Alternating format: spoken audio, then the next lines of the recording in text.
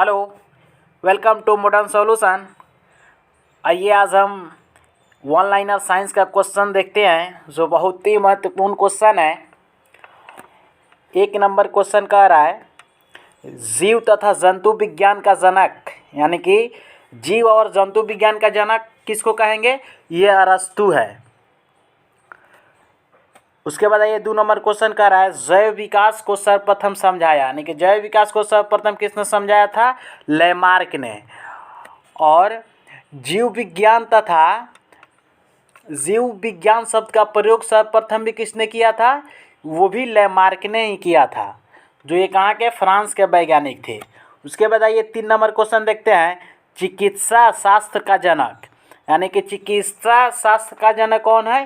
Hippocrates है। उसके बाद आइए वनस्पति विज्ञान का जनक। 4 नंबर क्वेश्चन कह रहा है वनस्पति विज्ञान का जनक कौन है? तो कौन है?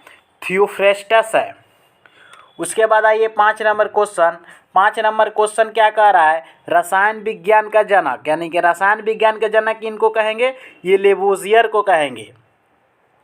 उसके बाद आइए 6 नंबर क्वेश्चन कह रहा है मानव का विकास इतिहास परंपराओं से संबंधित विषय कहलाता है, यानी कि मानव का जो विकास इतिहास का परंपरा का संबंध है ये किससे है? एंथ्रोपोलॉजी। उसके बाद आइए 7 नंबर क्वेश्चन क्या कह रहा है? गैसों के विसरण के नियम का प्रतिपादक, यानी कि गैसों के नियम का प्रतिपादक कौन है? तो ये ग्राहम ने किया था। उसके बाद आइए 8 नंबर क्वेश्चन क्या कह रहा है? ग्रहों के गति का प्रतिपादन किसने किया था? तो ग्रहों के गति का प्रतिपादन किसने किया था? ये केपलर ने किया था। उसके बाद आइए 9 नंबर क्वेश्चन जो बहुत ही इंपॉर्टेंट क्वेश्चन है, यानी कि E बराबर MC स्क्वायर। E बराबर MC स्क्वायर का समीकरण किसने दिया था? ये आइंस्टीन ने दिया था। उसके बाद आइए 10 नंबर क्वेश्चन। 10 नंबर क्वेश्चन क्या कह रहा है? जड़त्व के नियम की खोज की, यानी कि जड़त्व के नियम की खोज किसने की? ये गैलीलियो ने किया था। उसके बाद आइए 11 नंबर क्वेश्चन गुरुत्वाकर्षण के नियम के प्रतिपादक, यानी कि गुरुत्वाकर्षण के नियम के प्रतिपादक कौन है? ये न्यूटन है। जैसे न्यूटन का नियम हम पढ़ते हैं first law, second law and third law. उसके बाद आइए 12 नंबर क्वेश्चन देखते हैं प्राकृतिक वर्ण सिद्धांत के प्रतिपादक, ये कौन है? ये डार्विन है, चार्ल्स डार्विन। प्राकृतिक वर्ण सिद्धांत के प्रतिपादक कौन है? चार्ल्स डार्विन है।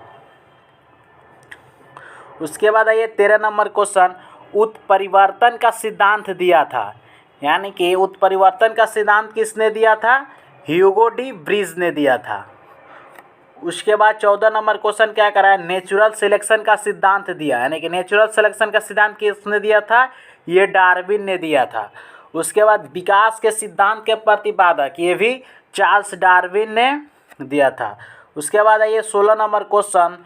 16 नंबर क्वेश्चन कह रहा है आनुवांशिकी के जनक है। आनुवांशिकी के जनक कौन है?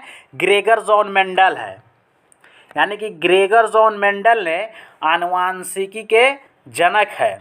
उसके बाद ये 17 नंबर क्वेश्चन देखते हैं मेंडल ने अपने प्रयोग के लिए चयन किया था, यानी कि मेंडल ने जो प्रयोग किया था सबसे पहले किस पे किया था? तो यानी कि मटर के पौधे का सबसे पहले उसने प्रयोग किया था। उसके बाद आइए हम 18 नंबर क्वेश्चन देखते हैं आनुवांशिकता के विज्ञान को आनुवांशिकी कहा था, यानी कि आनुवांशिकता के विज्ञान को आनुवांशिकी किसने कहा था? ये W वाटसन ने कहा था। उसके बाद आइए 19 नंबर क्वेश्चन देखते हैं आनुवांशिकी उत्परिवर्तन होता है, यानी कि आनुवांशिकी उत्परिवर्तन कहाँ होता है? ये क्रोमोसोम में होता है। उसके बाद आइए 20 नंबर क्वेश्चन देखते हैं सर्वप्रथम जीन शब्द का प्रयोग किया था, यानी कि जीन शब्द का प्रयोग किसने किया था? ये जोहानसन ने किया था। उसके बाद आइए 21 नंबर क्वेश्चन जीन अवस्थित होते हैं, यानी कि जीन कहाँ अवस्थित होते हैं? ये गुणसूत्र में। और गुणसूत्र की संख्या कितनी होती है? यानी कि 46 होती है, 23 जोड़ा होता है। उसके बाद आइए 22 नंबर क्वेश्चन देखते हैं एक जीन, यानी कि एक जीन एक एंजाइम सिद्धांत को प्रतिपादित किया था, यानी कि 22 नंबर क्वेश्चन कह रहा है एक जीन एक एंजाइम सिद्धांत को प्रतिपादित किया था। किसने किया था? वीडल एवं टैटम ने किया था। यानी कि वीडल एवं टैटम ने एक जीन और एक एंजाइम सिद्धांत का प्रतिपादित किया था। उसके बाद आइए 23 नंबर क्वेश्चन देखते हैं, जो बहुत ही इंपॉर्टेंट क्वेश्चन है। खून का रंग लाल होता है, यानी कि जो हमारा खून होता है किसके कारण लाल होता है? ये हीमोग्लोबिन के कारण लाल होता है। उसके बाद आइए 24 नंबर क्वेश्चन, हीमोग्लोबिन में पाया जाने वाला तत्व है, यानी कि हीमोग्लोबिन में कौन सा तत्व पाया जाता है? तो ये लोहा पाया जाता है। उसके बाद आइए 25 नंबर क्वेश्चन, हीमोग्लोबिन यौगिक है। हीमोग्लोबिन किसका यौगिक है? ये प्रोटीन का। उसके बाद ये 26 नंबर क्वेश्चन देखते हैं, खून थक्का नहीं जमता, यानी कि खून थक्का किस रोग में नहीं जमता? ये हीमोफीलिया रोग में नहीं जमता है, यानी कि हीमोफीलिया रोग में खून थक्का नहीं जमता है। उसके बाद आइए 27 नंबर क्वेश्चन देखते हैं, शरीर के अंदर रक्त को जमने से रोकता है। कौन रोकता है? हिपेरिन नामक प्रोटीन रोकता है, यानी कि हिपेरिन नामक प्रोटीन जो है वो शरीर के अंदर रक्त को जमने से रोकता है। उसके बाद ये 28 नंबर क्वेश्चन देखते हैं, हिपेरिन नामक प्रोटीन का उत्पादन होता है। हिपेरिन नामक प्रोटीन का उत्पादन कहाँ होता है? यह यकृत द्वारा होता है, यानी कि हिपेरिन नामक प्रोटीन का जो उत्पादन करता है वो कौन करता है? यकृत करता है। उसके बाद आइए 29 नंबर क्वेश्चन देखते हैं, रक्त का अध्ययन कहलाता है। रक्त का अध्ययन क्या कहलाता है? हेमेटोलॉजी कहलाता है। उसके बाद आइए 30 नंबर क्वेश्चन, यानी कि रक्त का थक्का बनने में सहायक है। तो रक्त का थक्का बनने में कौन सहायक है? ये प्लेटलेट्स। प्लेटलेट्स जो है वो रक्त का थक्का बनने में सहायक होता है। उसके बाद आइए हम 31 नंबर क्वेश्चन देखते हैं, प्लेटलेट्स की मृत्यु होती है। प्लेटलेट्स की मृत्यु कहाँ होती है? पलिया में। पलिया जिसको हम एस्पिलिन भी बोलते हैं, एस्पिलिन भी हम बोलते हैं, यानी कि पलिया में प्लेटलेट्स की मृत्यु होती है। उसके बाद ये 32 नंबर क्वेश्चन देखते हैं, रक्त का थक्का जमने में सहायक विटामिन, यानी कि जो रक्त का थक्का बनने में सहायक विटामिन कौन सा होता है? ये विटामिन के होता है। उसके बाद ये 33 नंबर क्वेश्चन देखते हैं, रुधिर का तरल भाग होता है। तो रुधिर का तरल भाग कौन सा होता है? ये प्लाज्मा होता है। उसके बाद ये 34 नंबर क्वेश्चन देखते हैं, प्लाज्मा में जल का प्रतिशत, यानी कि प्लाज्मा में जल का प्रतिशत कितना होगा? ये 90% होता है। और रक्त में कितना प्रतिशत भाग प्लाज्मा होता है? 35 नंबर जो क्वेश्चन कह रहा है, रक्त में कितना प्रतिशत भाग प्लाज्मा होता है? कितना होता है? 55% होता है। उसके बाद ये 36 नंबर क्वेश्चन कह रहा है, पदार्थ की चतुर्थ अवस्था है। तो चतुर्थ अवस्था कौन सी है? ये प्लाज्मा होती है।